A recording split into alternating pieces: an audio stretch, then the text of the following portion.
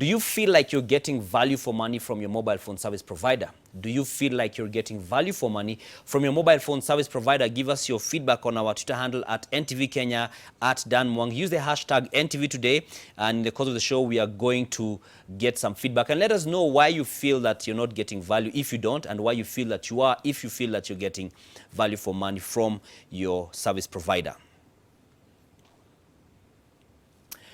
All right, now we get to the first conversation for today, and I'm joined by Kwame Owino, the CEO of the Institute of Economic Affairs. Thanks for joining us. And just this morning, you've launched a report on the state of the telecommunications sector. Yeah. Maybe just to start us off, what are some of the findings that you've gotten? Okay, first, let's say that this report, every 2 years, the Institute of Economic Affairs carries out a survey to find out what are driving new changes in the telecommunications sector. So we were doing that, and then in February, the Communications Authority called a public consultation meeting at which they were issuing findings on an assessment of competition that they've done. So we decided to consolidate those two and come up with this. So that's first. The first thing we found out is that the telecommunications sector, it's 20 years since proper liberalization began, yes, and it's gone through phases. So the first phase was basically breaking down the monopoly, which was KPTC, and establishing regulatory institutions. Then the second phase was the burst in growth in mobile services, specifically in call services, which from 2001 grew from 900,000 to 6.5 million in 4.5 years. The third phase was now the mobile money, mobile money transfer services, which started with M-Pesa in 2007 towards 2008. And then right now we are in the digitization area, which is basically not just calling services, but data and a few more things that are being integrated into the telecoms industry, all coming down to the telecoms industry. So if you see through all those phases, one of the things that has driven it, the market outcomes largely has been driven by what investments were made by individual firms and what decisions were made by the regulators. Some decisions that the regulators made actually have led us with the kind of market outcome that we have. And one of those is that all farms were not licensed to start competing at the same time, so competition has been a little bit warped. It is not the fault of the mobile network operators as much. It is actually decisions that were made by the regulators. And the second one is the competition analysis that was released a couple of years, weeks back now, makes certain proposals, and those proposals have significant implications for consumers, and these have not been properly assessed. Right, and so one of the issues that has been coming up, and you've alluded to it a bit there, is the issue of dominance. Safaricom being accused of being a dominant player, and the debate between is it abusing dominance or not. From your research, do you feel like these are justified, or is Safaricom actually abusing its dominant position? Okay, let's go back to dominance is defined by the competition law, Kenya's Competition Law Act, which basically says that a firm is in dominance if it controls at least 50% of the revenues, or actually the customers in a given segment. And Safaricom meets some of those thresholds. However, that dominance on its own is not a problem for the law. What the law requires is for a demonstration that that dominance has been abused. For instance, by overcharging consumers, refusing to deal with certain consumers, or some discriminatory some discriminatory policy. This report that was done by the Communications Authority has not demonstrated that Safaricom or any of the other firms have abused dominance.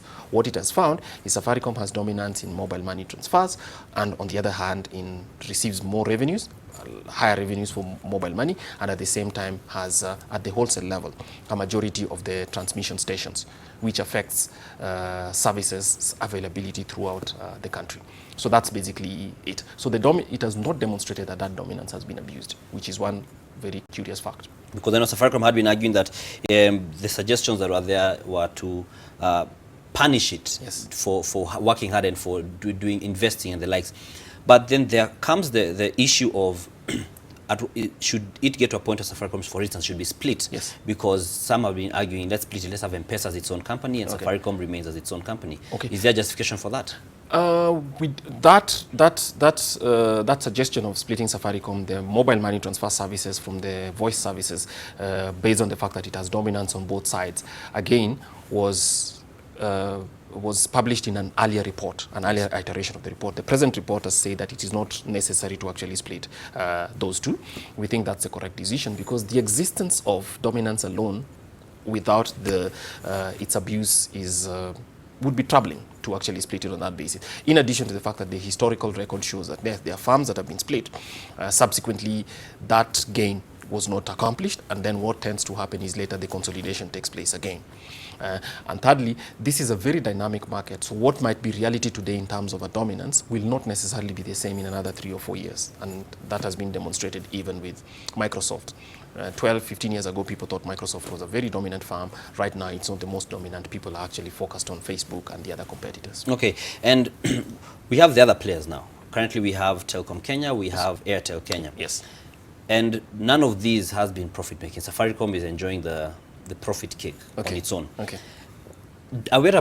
What do they need to do, or what are they not doing that Safaricom is doing that they can actually try now catch up and get to at least break even for a start? Okay, let's start with fact. The purpose of a regulator and the market, both from the competition side and from the technical regulation, is not to ensure that institutions make profits. It's to ensure that they can compete fairly.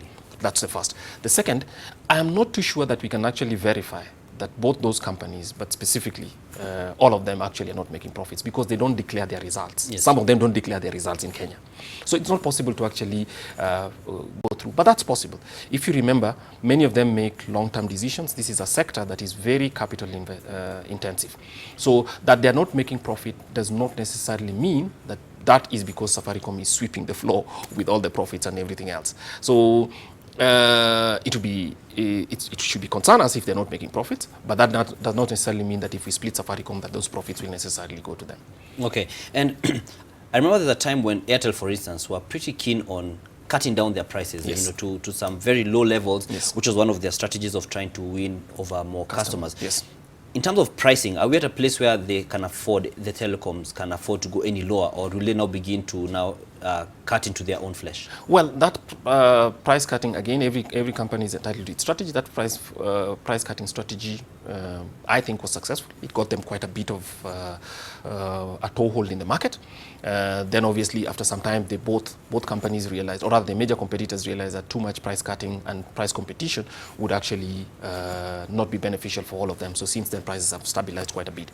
But as a feature of going into the market, many firms that come in, especially in this sector, sometimes try by attracting consumers through cost, and cost is a major decision that people make when they consume these services. Right, and there have been proposals about price controls. Yes. In regards to this sector, and saying give people parameters within they must work within, which is against ordinarily what is the matter of demand and supply. Precisely. What was your recommendation based on your report? We think that's one of the most atrocious findings of this report. One, because first, if we find that one firm has dominance, the solution, how you then come from a competition and analysis perspective, how you then think that price controls is going to lead to that is one thing that I do not understand. But price controls are also proposed as one way of, because of the differences in infrastructure investment. So you try and cap prices so that all firms can limit. But a firm that has many customers, one of the things, of course, first is price controls then create distortions in the market because you're creating an artificial price. And if you create an artificial price, what that necessarily means is that you affect the ability of consumers to actually consume how much of a good and service that they want to. So we don't know what problem it is actually solving. It will be really good for some of the competing firms. It is not necessarily good for consumers. So I'm not too sure that that proposal is solving the problem that was identified in the report. Because largely, Mwananchi wants to have the best prices that he or she can get. Yes. And that might have been what some had argued maybe a populist decision to do that. Yeah. But economically, you're saying it's not, you don't feel it's a sound decision? It's not a sound decision, and I'm not even too sure that if you say it's a price control, it's going to be at the cheapest price that is possible. It's just going to be a price that a regulator such as the Communications Authority may decide. This is the price that's good enough for everybody. And if people cannot compete on price, what else should they compete on? Because price is one of the things that is a signal to consumers. So someone may argue, what's the difference then between this sector and the fuel, where we have the regulator having a ceiling price? Or do you also think that ceiling by the ERC is also not a good idea? Yes, that was done about, I think, 6 or 7 years ago. The Institute of Economic Affairs was opposed to it then. We are still opposed to it now. It has not served any reason. It has not served any purpose. If you see, it was thought that there were two very high profit margins by the firms. Right now, you fix the profit margin for everybody else. So some firms which enjoyed profits don't even have to compete right now. They are assured of their profits because of that. So really, what it is you're solving through a price control mechanism is what we need to ask. In the telecom sector throughout the world, it's a very rare instrument to use, and often when it is used, it does not lead to benefits for consumers, and that's what concerns us as the Institute of Economic Affairs. Okay, and what value do you feel once, like for mobile money agents, Yes. once it's opened up, Yes. what value do you think it'll add altogether? Well, I think if you open it up to more competition, that means that those prices will come and reflect. There'll be competition on price. So right now, which is a good thing in general, if you look at it, many of the companies have actually already started to think about one mechanism. And it would be equivalent to what banks have done. Some banks are actually part of a platform. They've opened it together, and they're also competing in terms of being able to transfer money one way to the other. I think that's a definitely good one. That proposal specifically will actually be one that is consistent with improving competition and would be good for consumers. Would that be a motivation as to why Safaricom would be reluctant to have that opened up? Okay.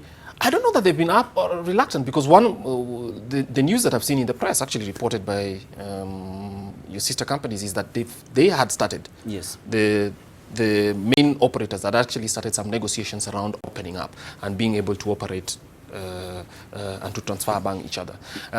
It's true, Safaricom has the largest network of mobile agents, and that may have been a competitive advantage, but right now they're going to have to compete on the quality of the service and the price perhaps, and that's not necessarily a bad thing. And speaking of quality of service, you've seen a number of times almost nobody really makes it to the CA threshold. They get fined year after year, where you find they've got quality of service, there's the threshold percentage. You find even Safaricom, the biggest one, does not meet the threshold. Yes.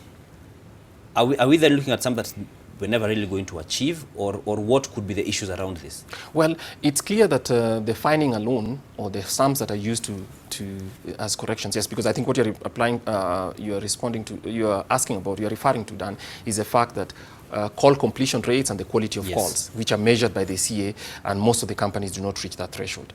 Either the threshold has been set arbitrarily, or secondly, the fines are not sufficient to actually allow companies to do. Or thirdly, the call rates might be too low to allow for that threshold to be reached as well. Okay. Because if your costs are too low, then for that cost, it's not possible for all operators to meet the threshold that is required. I think we need to examine whether it's a technical question or whether firms are just deciding not to reach that threshold and use the fine as a way of paying off for that cost. So that's something that's worthy of examining, and which this report has actually not responded to. Okay, and we've seen that over time there's been a dynamic, at least looking at Safaricom, which discloses its results in terms of the main revenue earners. Before it was largely voice, and then there was SMS. Precisely. With time, and then M-Pesa came in and decided becoming one of the big boys, and now we have data. Yes. Do you see what's the future of SMS? How can they still try and make sure, as general as the firms, to make sure they get, like, revenue from SMS going? Yes. Or is it one of those that is eventually just going to go really low and just flatline at a point? Well, markets are dynamic. So obviously it's such, in the same way that voice was the dominant one, I think it's becoming less so over time. And that's why we tell you that in the 4 phases that we typed out, the 4th phase is digitization. So as things become more digitalized, government services, public services, even individual firms are developing platforms that allows you to consume telecommunication services of various forms, and also to interact with businesses. So I think that is changing. Tech services, maybe what will have to happen is they'll have to try and sell them in bulk, or actually seek a new way for pricing the product. But yes, it looks like digitization is a bigger part, and perhaps data services related to direct text might not be the most, or rather will not maintain their foothold, especially since we have other services such as WhatsApp and all those other apps that allow you to do the same service. So yes, it's going towards a more digital consumption as opposed to direct SMSs. All right, and you mentioned part of this, but what regulations have you found that are a bit limiting to the growth of the industry, or to the industry to having an optimal operation? One of those is that, again, it'll apply to one operator more than others. So the report talks about what is called ex-ante asymmetric regulation, which means one regulator will adhere to conditions that are not will not be required of the others. And among them would be that Safaricom would be required, if it brings up new promotions or a new service, to be able to show, or rather to put it before the communications authority, so that the other firms can actually show that they can replicate it. Now, that means there'll be no innovation, because you are tying the arms of one company from innovation and making it conditional on whether the other people can replicate. The other people might not be able to replicate, or they might not be interested in replicating it at the same cost, which means then that for consumers, that may affect the quality of services and the level of innovation that goes in. The second point is basically to limit or to cap advertising quantum by one company or the other, so that the others can match. I think there's no economic sense in that.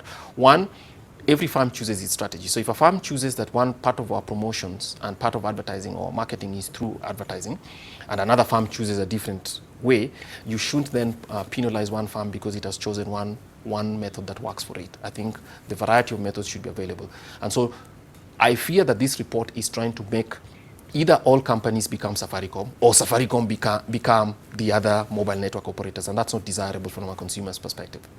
Okay, and as these other companies try and catch up, because Safaricom has been, it was a big issue, especially from the Airtel side, which was very vocal about it. Yes. But during that back and forth, we found sometimes there was some overlaps between the competition authority and the communications authority. Do you also see something that, is it that was not clear then, or is it something that needs a whole change of law up to now that exists? Well, I think for a very, very long time, the communications authority has actually tried and has actually actively encroached on making decisions related to competition, which the Competition Act should deal with and the Competition Authority should be able to deal with. 2 years ago, I think they reached a memorandum which allows for them to work together, to cooperate in decisions such as this. However, in this report, we haven't seen, in as much as they say that some consultation took place, we haven't seen some determination that has been made, especially the determination on dominance and some of the corrections for interventions for restoring competition. Whether those are consistent with the findings, with the thinking of the the Competition Authority, and that concerns us, because the real people with the technical capability and also with the track record of making decisions and the authority is definitely the Competition Authority. So that, I think that tension subsists, and this report has not clarified it. Okay, and there was a time when M-Pesa was down for almost for quite a number of hours, you know, and even Treasury was concerned because of the fact that it holds quite some significant hold in terms of the transactions that go on. Yes. How do we minimize that kind of as a country? What should be done to minimize that kind of a risk? Yes. Because if M-Pesa chooses to go down and it puts the economy at risk to some extent, what should be done? And because then again, with more players still, like Telcom just brought T-Cash not too long ago. Yes, so we're having more mobile money coming on board. How do we manage that? I think that competition and diversification is one way of managing that risk. Partly because if other services are available, and especially with the acceptance of the network operators to come together through an interoperable and a common wallet, it means if one service was not available, then it is possible for people to make transactions using another service. But we also need to make it clear that M-Pesa is a significant part of Kenya's national payment system. Banks are that as well. Banks close over weekends, but they have, say, ATMs that allow you to use that service over time. So that point is basically some more innovation will need to actually add to the robustness and stability of the mobile money transfer service. That does not necessarily mean that we must point to one specific firm. It just means that we need to think about the robustness of the entire structure. And one of the ways of thinking about that is to think about alternatives and diversification. So part of interoperability is one. Fintech, which is basically technological innovations, which allow banks to work with whether telecommunications company or to integrate telecommunications services is also one of it. So the most important thing is actually to build robustness and to provide every customer with options one way or the other. But you know, Kenyans have this brand loyalty thing that I feel that because I use T-Cash or M-Pesa or Airtel Money for all my transactions, for me to use something alternative becomes really difficult. So apart from the structures, are we also saying there's a need for a culture change, which is also a difficult one? Markets respond to the fact that people, if that risk is large, then people will actually find those alternatives. If that risk is not so big, and we do not overplay it, because I think it's being overplayed. I mean, just mobile money not being available for a couple of us may cause inconvenience. But it tells us that what we need is robustness, so that basically new channels are available for people to make those transactions. It's even in the interest of the firm itself that is running them, just like banks also need to be concerned about the availability of ATMs when they're not open and all that. So that commercial pressure is what should be placed on farms, including obviously a service level regulation, which is basically to ask yourself what kind of service level regulation is available. So if that was available with sufficient enforcement around that level, then that's a problem that will be solved. Okay, and we see, for instance, government and using specific farms Yes. services. Yes. Some may argue that it may be a bit biased, Yes. because government should be neutral. Yeah. But then again, some farms, the other farms may complain, we don't have the muscle, we don't have the level, the playing field is not level for them. Okay. Are we seeing this coming to an end where they'll actually get to feel we competed, we lost, and now it's fair? Well, my view is that government services should be procured through the procurement laws, which allow for competition. Yes. So once it's open to competition and one farm wins, then that should be allowed. But it should be open to competition, and government itself, as a major consumer of telecommunication services and related, should itself try to foster that competition by opening it up to competition, because that's part of market development function which it can do. However, when it chooses specific people to deal with, as some sectors of government or some functions, I mean some areas of government do, picking a single farm or choosing specific farms to work with without offering that to competition, it offers both a bad service but also makes sure that we don't get the best quality available and also the best value for Kenyan money. So that actually would be a violation of the law.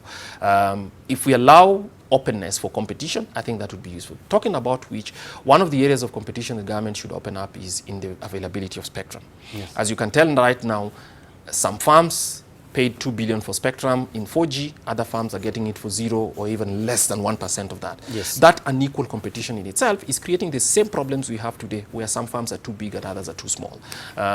So government should allow farms in this service, whether in acquisition of spectrum specifically, to actually start on the same line and compete fairly. So definitely, a role for competition, for fostering competition, falls on government's laps too. And you feel that farms being compelled to share infrastructure has any economic sense?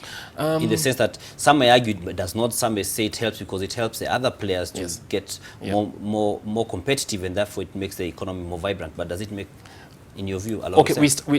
I started by telling you what the 4 phases that we traced are, right? Yes. And one of the things that you tell about success, it tells you over those 4 phases, is that the farms that invested the most in infrastructure, made investments actually on infrastructure, are now market leaders. So it is not by chance. Should infrastructure be shared? Yes, if it makes commercial sense for one farm to share infrastructure, they will do it. What we are concerned about is two things: compelling them to share infrastructure. Though again, let's remember that it's actually just been proposed for 7 counties with very low. Yes. So even if you ask them to share infrastructure, it should not be at price controlled by or by caps established by the regulatory authority. All these farms are very savvy, and if you allow them to hammer out a deal, ask them to go to a room and hammer out a deal and come out with a price which the regulator could then endorse, that would be it. But to have the regulator predetermine what that price should be is what we are opposed to. Okay, thank you very much, Kwame Owino, for speaking to us and give us some insights on the report that you've had, and it will give some good information and some insight in regards to the conversation I'll be having after the break.